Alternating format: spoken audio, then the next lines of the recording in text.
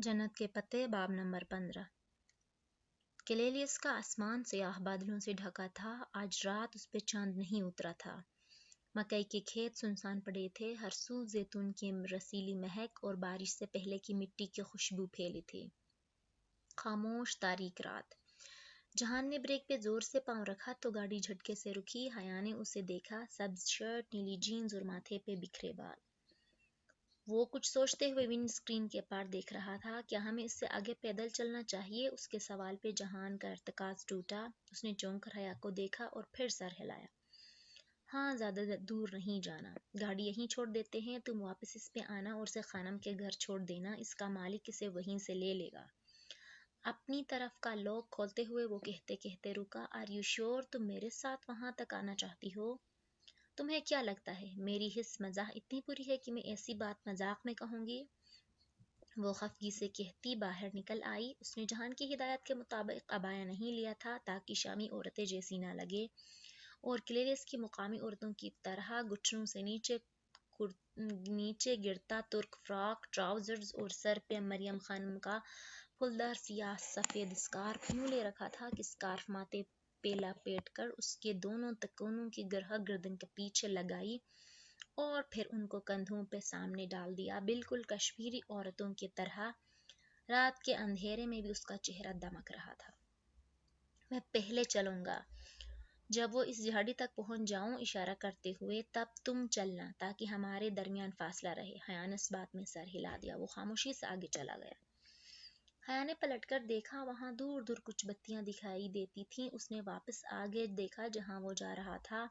वहां हर तरफ अंधेरा था, पीछे रोशनी, आगे अंधेरा, अलामती इम्तिजाज। जब वो निशान ज़दा मकाम तक पहुंच गया तो वो चलने लगी। उसने फिर वहीं सुर्ख हील पहन ली थी। जानती थी कि जहान इससे चिढ़ता है, इसलिए पहनी थी। पाँव का दर्द वैसे ही था, मगर अपना सियाह पर्स पकड़े वो उस कच्ची पक्की जमीन पे बहरहाल हील से ठीक चल रही थी। आसमान पे बादल वक्फे वक्फे से गरजते थे। आज वहां चांद नहीं था, आज वहां उनका चांद नहीं था। चंद मिनट वो यूं ही चलते रहे। पैर का दर्द फिर से सवा होने लगा। उसे पछतावा हुआ, लेकिन जहान को चिढ़ाना भी तो था। वो खेत से निकलकर अब एक खुले मैदान में चल रहे थे। गर्मी जोरों की थी। दूर दूर जैतून के चंद दरख्त नजर आते थे। जहां एक बड़े से दरख्त के पास जाकर रुका और मुड़कर देखा। अंधेरे में उसका चेहरा साफ नजर नहीं आता था। वो सबक रफ्तारी से चलती उस तक आई। सांस जरा सा फूल गया था। वो देखो, जहान ने दरख्त के उस पार इशारा किया। वो तन्ने की ओट से बदबक दिखने लगी। बहुत दूर, कई 100 मीटर दूर सरहदी बॉर्डर थी। खारदार ऊंची तारें, उसके अंदर अस्तरा बढ़ता गया। दिल की धड़कनें सवा हो गई। 2 बजे तक इधर ही बैठते हैं। वो आवाज सरगोशी की मानंद किए तन्ने से टेक लगाकर जमीन पर बैठा। लगता था मेजर अहमद बोल रहा है। हया भी उसके अंदाज में तन्ने से पश्त टकाकर अकड़ूं बैठ गई। दोनों ने अपने बैग एक दूसरे से मुखालिफ सिमत में रख दिए थे। ऊपर बिजली जोर से चमकी। चांदनी लम्हे भर को फैली और फिर सारे में सियाही उतर आई। हया ने सर उठाकर आसमान को देखा। क्या आज इस्लामाबाद में भी बादल होंगे? उसने वक्त का हिसाब करना चाहा। यहाँ 12:30 हो रहे थे तो उधर 10:30 होंगे। कभी कभी डिनर उसी टाइम किया जाता है। शायद अब भी सब खाना खा रहे हों। डाइनिंग टेबल पे सब हूँ, तायाबा की फैमिली भी, पुप्पो भी, वो प्लास्टिक की बनी नताशा भी। और अगर कोई अभी उनको बताए कि जहान और हया एन इसी वक्त तुर्की और शाम की सरहदी बॉर्डर से जरा दूर दरख्त तले बैठे हैं, तो अल्लाह अल्लाह हया, ये वो आखिरी मौका है जब ऐसी बात तुम्हें जरूर सोचनी चाहिए। उसने खुद को सरजनिश की। जहान तन्ने से सर टकाए कलाई चेहरे के सामने किए घड़ी देख रहा था। उसका एक एक लम्हा कीमती था। कुछ वक्त इधर बैठना होगा, फिर मैं चला जाऊंगा और तुम वापस। जहान, क्या ये आखिरी तरीका है शाम जाने का? वो उसको देखते हुए फिक्रमंदी से बोली। मेरे लिए हाँ, मगर पहले तो तुम मेरे साथ भी कितने आराम से सफर लेते थे। तो अब मैंने बताया था ना, मेरे इनसे ताल्लुकात खराब हैं। इस दफा मैं यही बॉर्डर क्रॉस करके आया था, सो अब इसी तरह जा सकता हूँ। वो बहुत धीमी आवाज में समझा रहा था। आज दोनों का लड़ने का मूड नहीं था। मगर क्या तुम जाली पेपर वर्क करके नहीं जा सकते? मैं अपनी शक्ल नहीं बदल सकता हया, मैं एयरपोर्ट पे गिरफ्तार हो जाऊंगा। बदल तो सकते हो।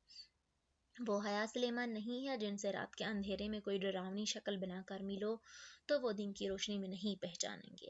وہ پورے ہجوم میں بھی اپنا بندہ ڈھونڈ نکالتے ہیں۔ میں اسی شکل پہ کوئی نارمل انسان والی شکل تو نہیں چڑھا سکتا نا؟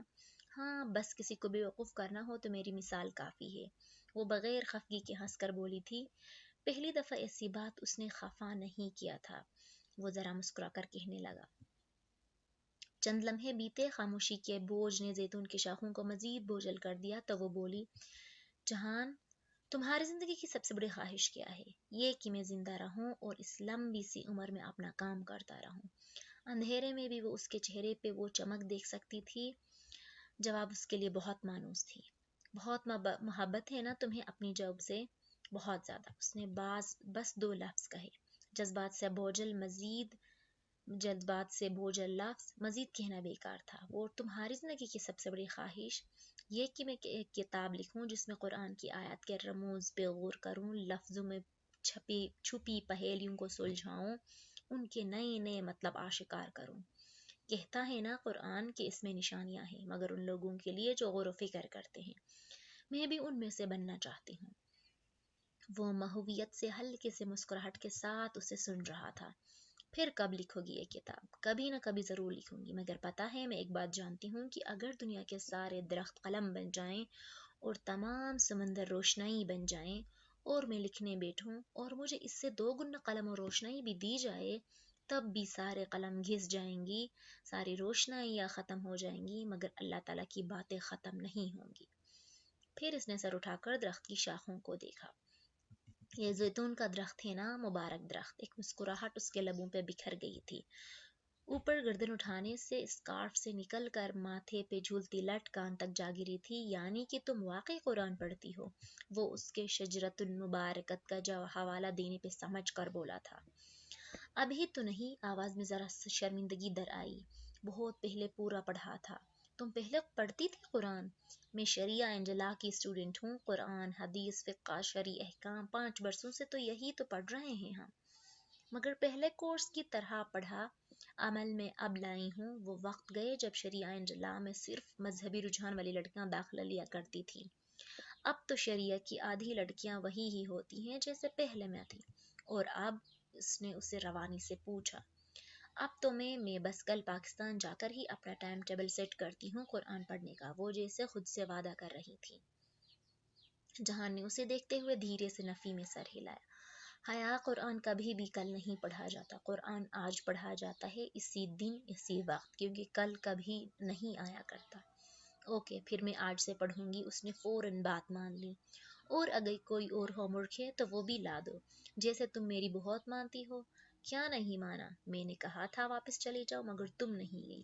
ہاں، تو میں ابھی کلیرس دیکھنے ہی آئی ہوں، تمہارے لیے تھوڑی ہی آئی ہوں۔ اس نے ناک سکوڑی۔ زیتون کی خوشبو کچی پکی رسیلی سی خوشبو پہ ہر سو چھا رہی تھی، جیسے اس نے کپادوکیا میں غبارے پہ خوبانی نہیں کھائی تھی، ایسے ہی اس کا دل اب زیتون کھانے کو بھی نہیں چاہا تھا۔ جہان ساتھ ہوتا تو اسے سننے کے علاوہ کہاں کسی دوسرے کام کے لیے جی چاہتا تھا۔ کافی دیر بعد جب وہ ایک ہی پوزیشن میں بیٹھی بیٹھی تھک گئی تو ذرا سا پہلو بدلا اور ایسا کرتے ہوئے پاؤں کی سمت بدلی تو جوتے کی آواز آئی۔ جہان نے چونک کر دیکھا۔ تم پھر یہی جوتے پہن آئی ہو؟ اس نے اب نوٹ کیا تھا، یا پہلے سے جانتا تھا، وہ فیصلہ نہ کر سکی۔ ہاں، کیونکہ مجھے پتا ہے تمہیں یہ کتنے پسند ہے۔ بالکل، ذرا 1 منٹ اتارنا۔ کیوں؟ بس 1 منٹ نا۔ حیا نے ذرا تذبذب سے جھک کر جوتوں کے اسٹرپس کھولے اور پاؤں ان سے نکالے۔ جہان نے ایک جوتا اٹھا کر الٹ پلٹ کیا۔ اچھا ہے، مگر اتنا نہیں کہ ساتھ نبھا سکے۔ ساتھ ہی اس نے جوتے کے دونوں کناروں کو پکڑ کر جھٹکا دیا۔ چٹخ کی آواز کے ساتھ جوتا درمیان سے ٹوٹا۔ جہان نہیں، وہ بے مشکل اپنی حواس باختہ چیخ روک پائی۔ جہان نے پرواہ کیے بغیر دوسرے کو بھی فوراً سے اٹھا کر اسی طرح توڑا۔ جوتے کی لکڑی ٹوٹ چکی تھی، مگر چمڑے کے باعث دونوں ٹوٹے حصے ایک دوسرے سے نتھی تھے۔ جہان نے ایک ایک کر کے دونوں کو دور اچھالا، وہ اندھیرے میں گم ہو گئے۔ حیا شاکڈ اسے دیکھ رہی تھی۔ کیوں ایسا کیا تم نے؟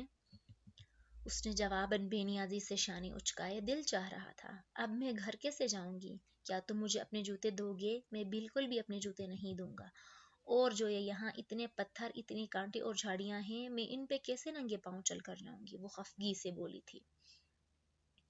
یہ جو تم نے اپنے پرس میں نیلے پلاسٹک بیگ میں گلابی رنگ کے کینوس شوز رکھے ہیں نا، تم یہ پہن کر واپس چلی جانا۔ اور حیا ایک دم جھینپ کر ہنس دی۔ وہ ایک دفعہ پھر پکڑی گئی تھی، سوچا تھا اب اس کو خوب چڑھا کر واپسی پہ کینوس و شوز پہن لے گی، مگر وہ جہاں نہیں کیا جو بلا اجازت کسی کا بیگ نہ چیک کرے۔ میں دیکھنا چاہتی تھی کہ اگر میرا جوتا ٹوٹا تو تم مجھے جوتا دیتے ہو یا نہیں، اور تمہیں یقین تھا کہ میں نہیں دوں گا، اس لیے تم دوسرا جوڑا اٹھا لائی۔ ہاں، تمہارا کیا بھروسہ، اسی لیے پلان بھی میں نے تیار رکھا تھا، مگر یہ طے ہے کہ میں تمہیں نہیں آزما سکتی، اور تم بھلے مجھے کتنا ہی کیوں نہ آزماؤ، وہ محظوظ انداز میں بولی تھی۔ اور تم نے میرا بیگ چیک کیا، مطلب تمہیں مجھ پہ بھروسہ نہیں ہے؟ بات بھروسے کی نہیں ہے، پروفیشنلزم کی ہے۔ اصول ہوتے ہیں، اپنے اسکارٹس کو بغیر چیک کیا میں یہاں تک نہیں لا سکتا۔ اور کیا نکلا میرے پرس سے؟ وہ لطف اندوز ہوتی ہوئی پوچھ رہی تھی۔ ایک ٹوٹی ہوئی اینک، اور اس رومال میں کیا تھا؟ وہ ذرا چونکی، مسکراہٹ سمیٹی۔ تم نے اسے کھولا؟ آنکھوں میں بے چینی امڑ آئی۔ نہیں، آخری دفعہ سچ کب بولا تھا؟ ابھی 5 سیکنڈ پہلے، جب میں نے کہا تھا کہ میں نے اس کو نہیں کھولا۔ حیا خاموشی سے سامنے اندھیرے کو دیکھنے لگی۔ مبارک درخت کا سایہ اس پل مزید سیاہ ہو گیا تھا۔ میں نے بس آخری دفعہ سیب چنا، سوچا تھا کہ عائشہ کی طرح کا سفید موتی نکلے گا، یا پھر مرے ہوئے جانور کے سوا کچھ نہ ہوگا، مگر ان دونوں میں سے کچھ نہیں ہوا۔ پھر کیا نکلا؟ حیا نے ذرا مضطرب انداز سے نفی میں سر ہلایا۔ وہ کچھ اچھا نہیں ہے، قابل فخر نہیں۔ دکھاؤ۔ حیا نے بنا احتجاج کیے پرس کھولا، اندر سے وہ طے شدہ رومال اور ٹوٹی ہوئی اینک ایک ساتھ نکال لی۔ ایک ہاتھ میں اینک پکڑے، دوسرے کی ہتھیلی میں وہ رومال تھاما، پھر ہتھیلی جہان کے سامنے کر کے کھولی تو رومال کی ایک پوٹلی کھل کر آبشار کی طرح ہاتھ کے ارد گرد گر گئی۔ اب ہتھیلی پہ کاغذ کی طرح رکھے سفید رومال کے وسط میں کچھ رکھا نظر آ رہا تھا۔ جہان نے گردن ذرا آگے کر کے دیکھا اور مسکرایا۔ اور تم کہہ رہی تھی یہ اچھا نہیں ہے؟ حیا نے رومال کے سمت دیکھا جس کی این وسط میں ایک موتی چمک رہا تھا، سیاہ رنگ کا موتی۔ عائشہ کے موتی سفید نکلتے ہیں، سفید ہوتا ہے پاکیزگی، معصومیت، نیکی کی علامت، مگر میرا موتی سیاہ رنگ کا نکلا۔ بہت سے سفید موتیوں میں سے کسی اگلی ڈکلنگ کی طرح وہ اداسی سے موتی کو دیکھتے ہوئے کہہ رہی تھی۔ جہان نے سمجھ کر اس بات میں سر ہلایا۔ واقعی سیاہ تو برائی کا رنگ ہوتا ہے، جادو کی سب سے بری قسم سیاہ جادو کہلاتی ہے۔ گناہوں سے بھرا دل سیاہ دل ہوتا ہے، گنہگاروں کے چہرے سیاہ ہوں گے روز قیامت۔ اس کی بات پہ حیا کا چہرہ مزید بجھ گیا، مگر میجر احمد کی بات ابھی ختم نہیں ہوئی تھی۔ اور تم نے اس سے یہ اخذ کیا کہ سیاہ ایک برا رنگ ہے؟ انہوں نے نفی میں سر ہلایا۔ سیاہ وہ رنگ ہے جو دھنک کے سارے رنگ اپنے اندر جذب کر لیتا ہے۔ یہ ایک ڈارک رنگ ہے، اور ڈارک برے کو نہیں، ڈیپ گہرے کو کہتے ہیں۔ سارے رنگ اس میں مدفون ہیں، اور وہ اس کو کسی راز کی طرح چھپائے رکھتا ہے۔ وہ جو گہرا ہوتا ہے، ہاں وہ سیاہ ہوتا ہے۔ ٹھیک ہے، سیاہ رات میں گناہ کیے جاتے ہیں، مگر بے ریا عبادت بھی تو سیاہ رات کی سیاہی میں کی جاتی ہے۔ کالا جادو کالا اس لیے کہلاتا ہے کہ یہ سفید جادو سے گہرا ہوتا ہے، یہ گہرائی کا رنگ ہے، دیر پا ہونے کا رنگ۔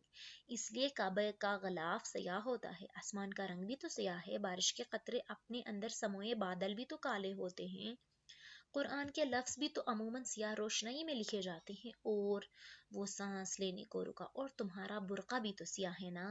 اس کے تنے ہوئے اعصاب ڈھیلے پڑ گئے، چہرے پہ ایک سکون سا ٹھہرا۔ اسے جیسے میجر احمد پھر سے مل گیا تھا۔ اس نے مٹھی بند کر دی، رومال ہاتھ کے کناروں سے جھلکنے لگا تھا۔ اور کیا سیاہ رات میں کی گئی نیکیاں سیاہ برائیوں کو دھو ڈالتی ہیں؟ تمہیں کیوں لگتا ہے کہ ایسا نہیں ہوتا؟ ہوتا ہوگا، مگر وہ ویڈیو اگر وہ کسی کے پاس ہوئی تو؟ اس کی آواز میں کرب در آیا۔ جہاں نے بہت غور سے اس کا چہرہ دیکھا۔ کیا وہ کسی کے پاس ہے حیا؟ نہیں، میں تو یوں ہی کہہ رہی تھی، وہ کہہ کر پچھتائی۔ اب اسے جلدی سے بات بدلنی تھی۔ اگر وہ کسی کے پاس ہے تو تم مجھے بتا سکتی ہو۔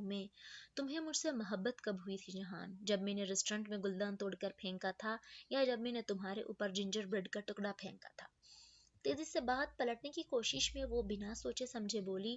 وہ جو روانی سے کچھ کہہ رہا تھا، اس کے لب ٹھہرے، آنکھوں میں ذرا سی بے چینی اتری، مگر پھر وہ اسی روانی سے بولا، جب تم نے میرے اوپر ٹھنڈا سلیش پھینکا تھا۔ وہ سانس روکے انہی ٹھہری ہوئی پتلیوں سے اسے دیکھنے گئی۔ چند لمحے سرحدی لکیر کے گرد سب کچھ رک گیا، اور پھر وہ دونوں ہنس دیے۔ دیکھ لو، مجھے بھی آتا ہے لوگوں سے جواب نکلوانا، اللہ ان لوگوں پر رحم کرے۔ وہ گردن پیچھے پھینکے ہنستی جا رہی تھی۔ سخت گرمی میں جیسے کلیلس پہ بہار اتر آئی تھی۔ جب ہنسی رکی تو اس نے مسکراہٹ بے مشکل دبائے جہان کو دیکھا۔ کیا تمہیں یاد ہے کہ پہلی دفعہ زندگی میں تم نے کیک کب کھایا تھا، یا پہلی دفعہ تم کب روئے تھے؟ نہیں نا، کسی کو بھی ایسی باتیں یاد نہیں ہوتی۔ مجھے بھی یاد نہیں کہ کب پہلی دفعہ میں نے اپنے نام کے ساتھ تمہارا نام سنا تھا، وہ دور پھیلے مکئی کے تاریک کھیتوں کو دیکھتے ہوئے کہہ رہی تھی۔ یاد ہے تو بس اتنا کہ تمہارا ذکر میرے ساتھ ہمیشہ سے تھا، جیسے میرا سایہ میرے ساتھ ہے یا میری روح میرے ساتھ۔ اور تمہیں مجھ سے کب محبت ہوئی؟ حیا نے محظوظ نگاہوں سے اسے دیکھا۔ میں نے تو نہیں کہا کہ مجھے تم سے محبت ہے، اوکے، میں نے یقین کر لیا وہ بھی جہان تھا، مگر اتنی آسانی سے تو وہ نہیں کہنے والی تھی۔ وہ جو ون ٹائم میں نے گفٹ کیا تھا ابھی گھر رکھا ہے، تم پاکستان آؤ گے تو تمہیں دوں گی۔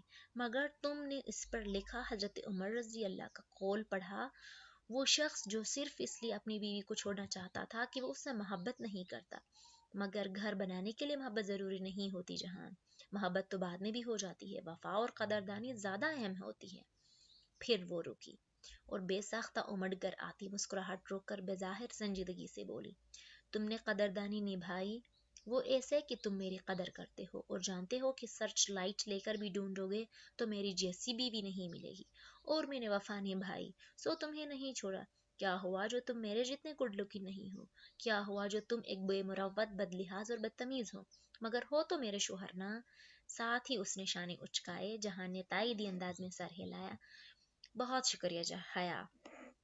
چند ساعتیں کلیلس کی سرزمین خاموش رہی، درخت اور ان کے پتے ہولے ہولے سانس لیتے رہے۔ پھر وہ بولا، میرا مسئلہ یہ تھا حیا کہ میں ہمیشہ سوچتا تھا کہ اس رشتے کو اپناؤں یا نہیں، مگر بہت دیر سے میں یہ سمجھا ہوں کہ یہ رشتہ تو بہت پہلے اپنا چکے، بات کرنے یا نہ کرنے کی حد سے آگے نکل چکی ہے، اب نبھانے کا فیز ہے۔ بس سمجھنے میں دیر ہوئی، مگر میں سمجھ گیا ہوں۔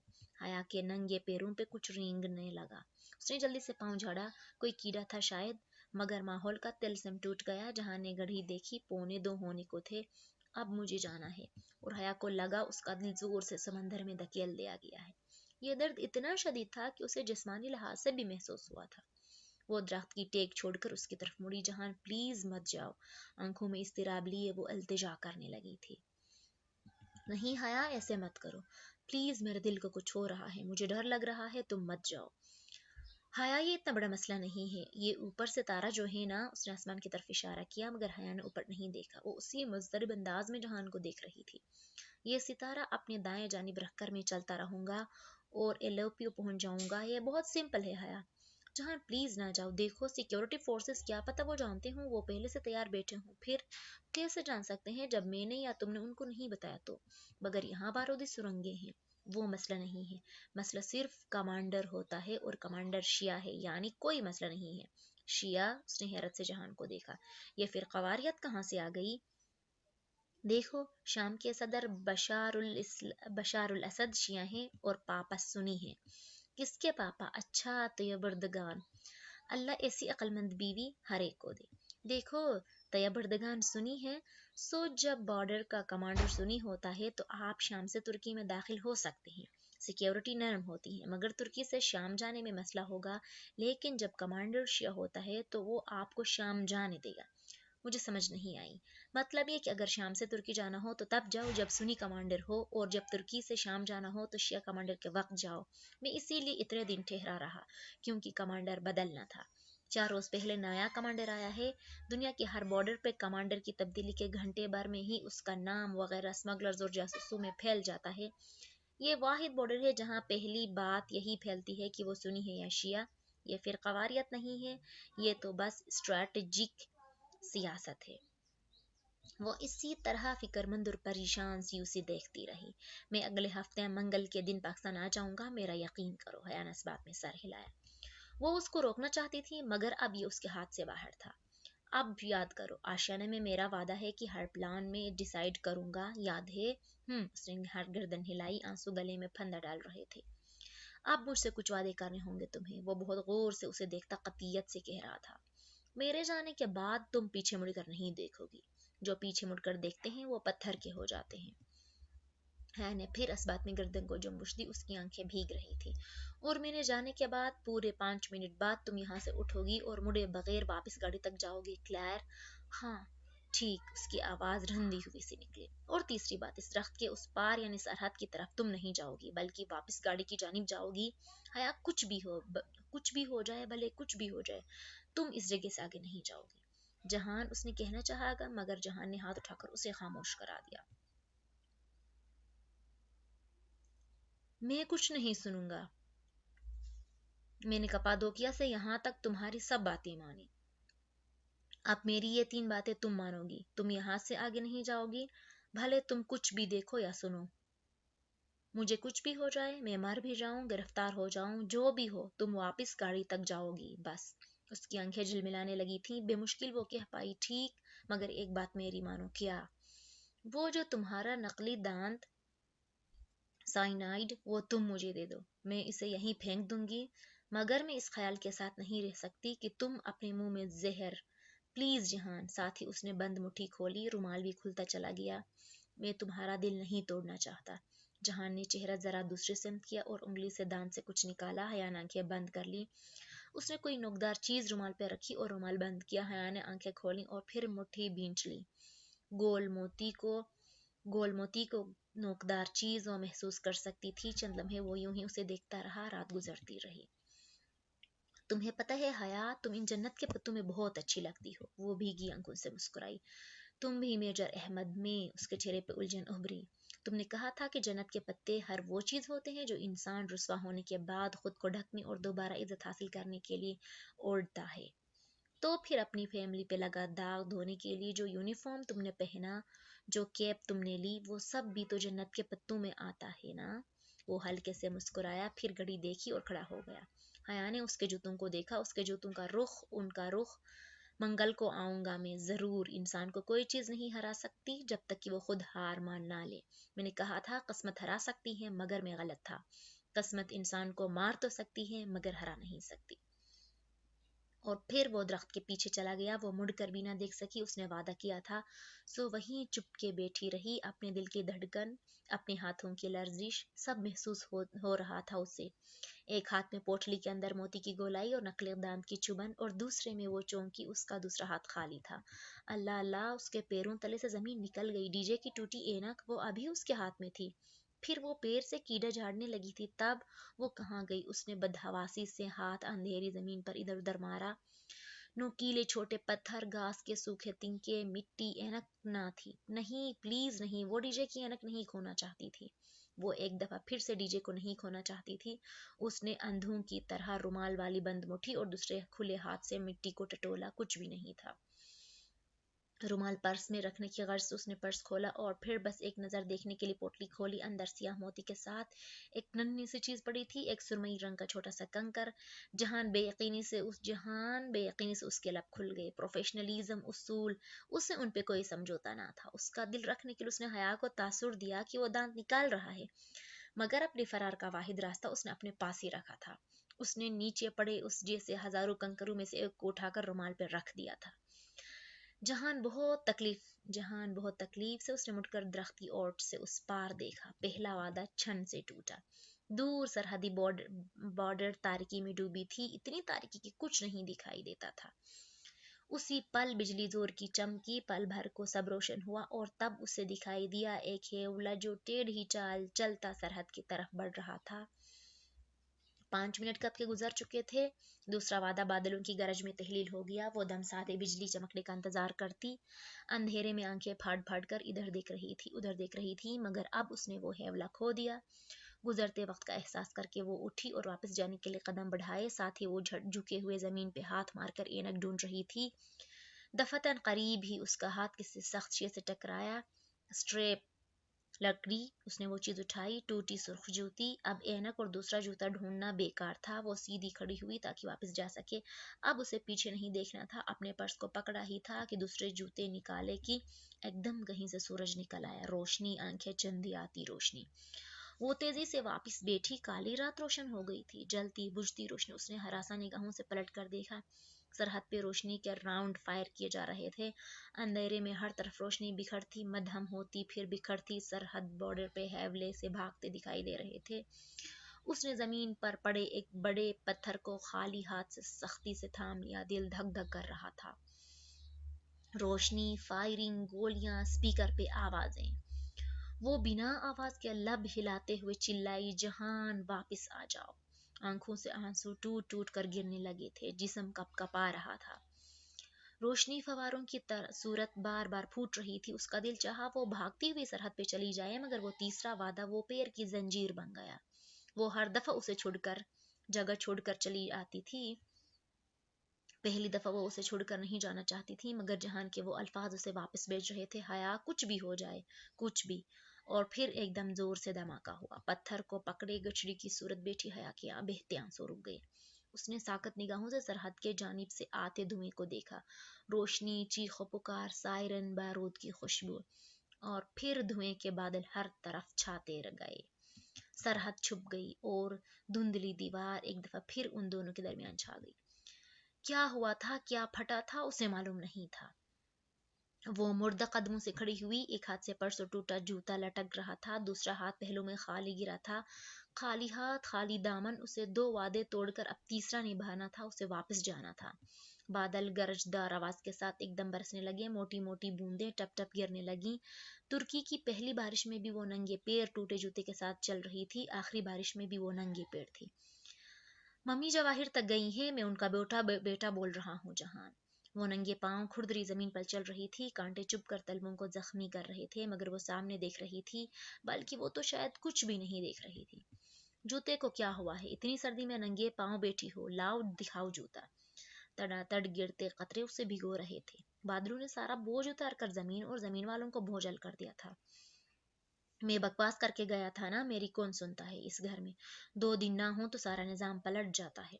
उसके पैरों से खून निकल रहा था, जिस्म में जान ना रही थी। लगता था अभी लड़खड़ा कर गिर पड़ेगी, और अगर गिरी तो उठ ना सकेगी।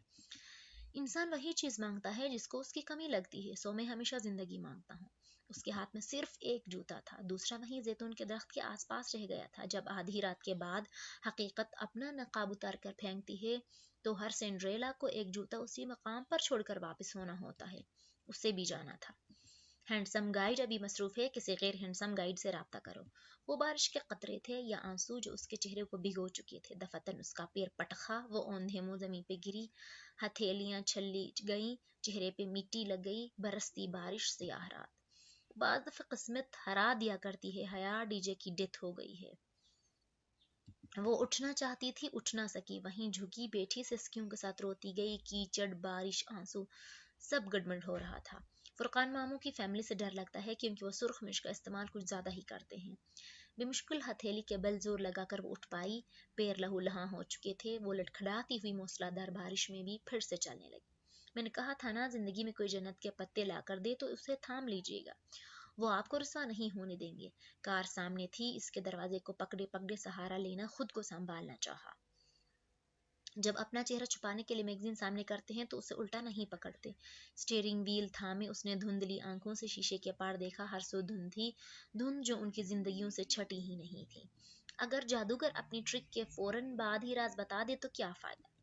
हर शे स्लो मोशन में हो रही थी, सारी आवाजें बंद थी, बस हरकत दिखाई दे रही थी। उसने खुद को मरियम खानम के दरवाजे पे देखा। बारिश इसी तरह बरस रही थी, मगर उसकी समाअत बंद हो चुकी थी। अच्छा, तुमने पाशबे के ऊपर कॉफी उलट दी थी? Good, very good. हनम उसको सहारा दिए बिस्तर पर लटा रही थी। उसकी गिर्द सारी दुनिया गोल घूम रही थी। अपनी जगह कभी नहीं छोड़ते हया। होटल ग्रैंड की मिसाल याद रखो। वो बिस्तर पे लेटी थी, आंखों से बे आवाज आंसू बह रहे थे। पायंती की तरफ बैठी मरियम खानम उसके पैरों पे दवा लगा रही थी। उसे दर्द नहीं हो रहा था, सारी हिस्सियात खत्म हो गई थी। बिल्कुल भी मदद नहीं करूंगा, जो करना है अकेले करो और खुद करो, क्योंकि तुम कर सकती हो। वो अपना ट्रॉली बैग घसीटती रेलवे स्टेशन पे चल रही थी। दोनों पैर पट्टियों में बंधे हुए थे। कदम उठाती कहीं और थी, पड़ता कहीं और था। लगता है सब मुझसे तंग आ गए हैं, जो बार बार जाने का पूछते हैं।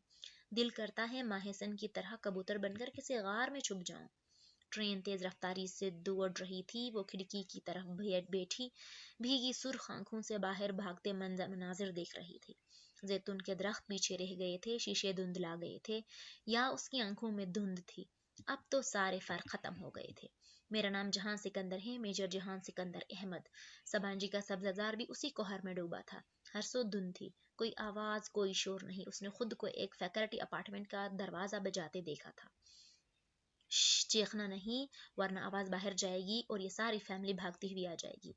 اندر سے نکلتی فربا مائل لڑکی اسے دیکھ کر پریشانی سے اس کی جانب بڑھی تھی۔ وہ کیا کہہ رہی تھی حیا نہیں سن پا رہی تھی، بس اپنی آواز کسی گہری کھائی سے آتی سنائی دی۔ میرا سامان پیک کروا دیں انجم باجی۔ اچھا تمہیں نہیں پتا میں کپادوکیا میں ہوں؟ خولے اس کے بیگ کی زپ بند کرتے ہوئے کچھ کہہ رہی تھی۔ انجم باجی اس کے جوتے رکھ رہی تھی، وہ بس ساکت سی صوفے پہ بیٹھی سر جھکائے بے آواز رو رہی تھی۔ تھوڑی سی کاٹن لادو فارمیسی سے، کان میں ڈالنی ہے۔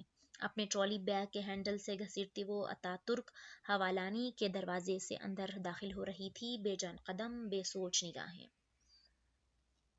پتہ ہے حیا تم کب اچھی لگتی ہو؟ جب تم خاموش رہتی ہو۔ وہ شناسا سا لڑکا تیزی سے اس کی طرف آیا تھا، وہ اس کو پہچانتی تھی مگر اس کو سمجھ نہیں پا رہی تھی وہ بول رہا تھا کچھ۔ عبدالرحمن بھائی نے کہا تھا کہ آپ سے مل لوں، کچھ آپ کو کہیں کچھ مدد کی ضرورت نہ ہو، آپ بہر گل کو لے کر چلی جائیں، میں بہت پریشان تھا، یہ ممی نے بھجوائے ہیں آپ کے لیے۔ وہ کوئی پیکٹ اس کی طرف بڑھا رہا تھا۔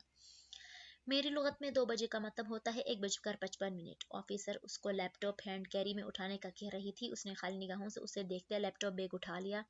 اب کسی چیز سے کوئی فرق نہیں پڑتا، مجھے کچھ بھی ہو جائے، مر جاؤں، گرفتار ہو جاؤں، جو بھی ہو، تم واپس گاڑی تک جاؤ گی بس۔ جہاز کی کھڑکی سے نیچے بہت دور بسفورس کا سمندر نظر آ رہا تھا، نیلی چادر، سفید جھاگ اور ان سب پہ چھاتی دھند۔ پھر بھی اس نے آنسو نہیں پوچھے۔ وہ ترکی سے ہمیشہ روتے ہوئے جاتی تھی، اسے اس دفعہ بھی روتے ہوئے جانا تھا، مگر کون جانے کہ اس کا اس دفعہ کا غم سب سے بڑا تھا۔